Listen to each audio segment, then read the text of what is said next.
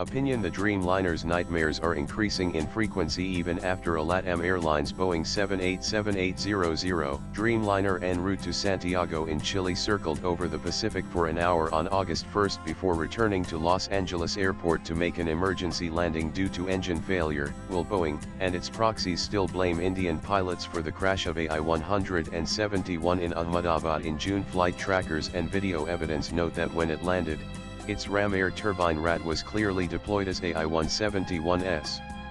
Last visual showed just the day before, on July 31, a London-bound Air India Dreamliner flight from Delhi aborted takeoff on Thursday after technical issues were detected. The Boeing 787-900 aircraft returned to the parking bay and Air India said it was conducting precautionary checks.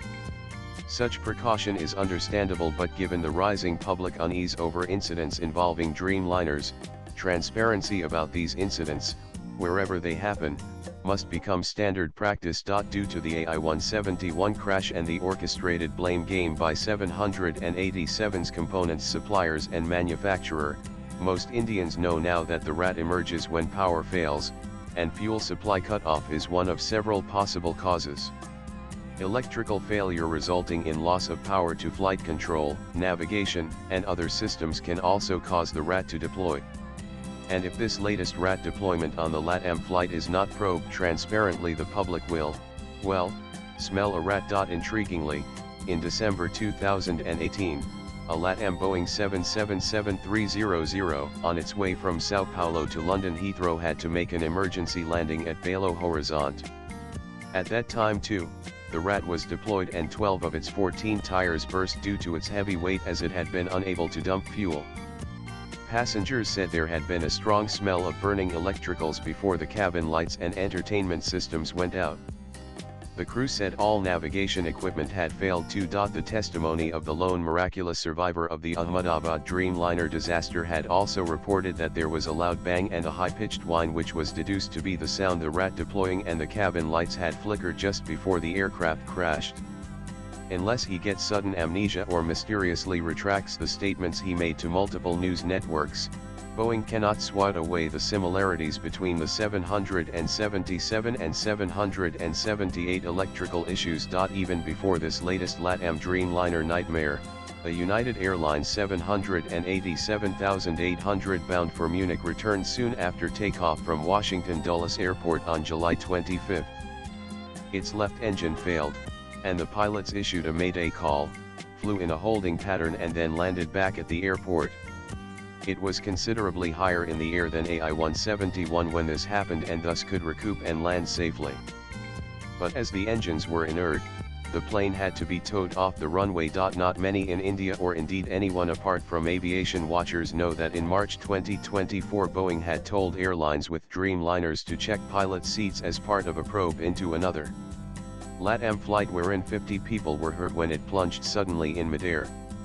Media reported that a cabin crew had accidentally pressed a switch on the seat, pushing the pilot into the control panels, causing the plane's nose to go downwards.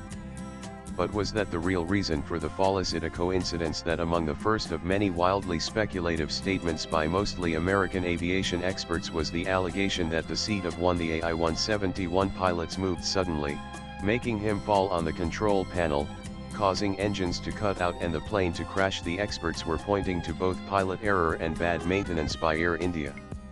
Was this a preemptive strike to ward off suspicions that the seats had possibly malfunctioned on a 787 before? Ominously, aviation news sites have reported this week that the U.S. Federal Aviation Authority is taking action after learning that the RATs on some Boeing 787s and Airbus were produced using inferior titanium sourced from China supplied by Spirit AeroSystems. It has issued a notice of proposed rule that, if approved, would require airlines to inspect the fittings on selected 7,879s and 78,710s.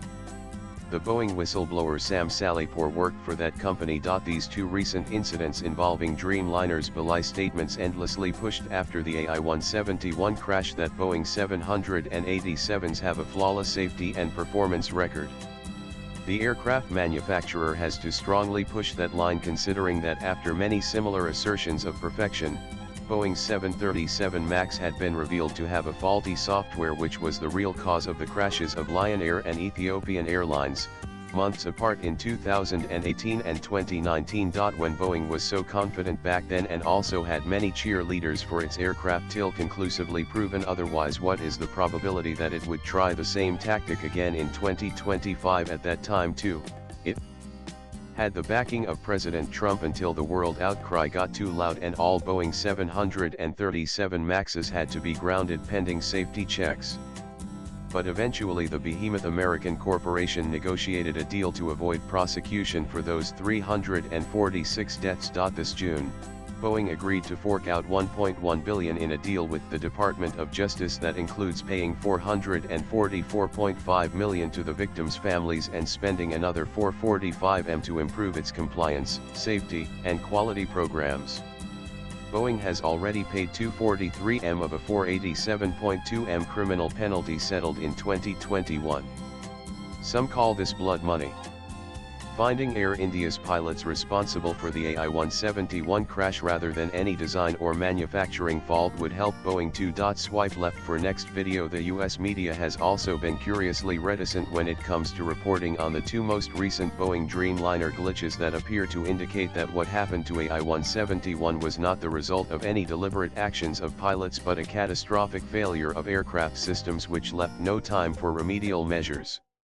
Why is the US media not analyzing the spate of mishaps just because none of these led to the same tragic consequences as the Dreamliner called VTANB? The author is a freelance writer. Views expressed in the above piece are personal and solely those of the author. They do not necessarily reflect News 18's views. Latest blogs.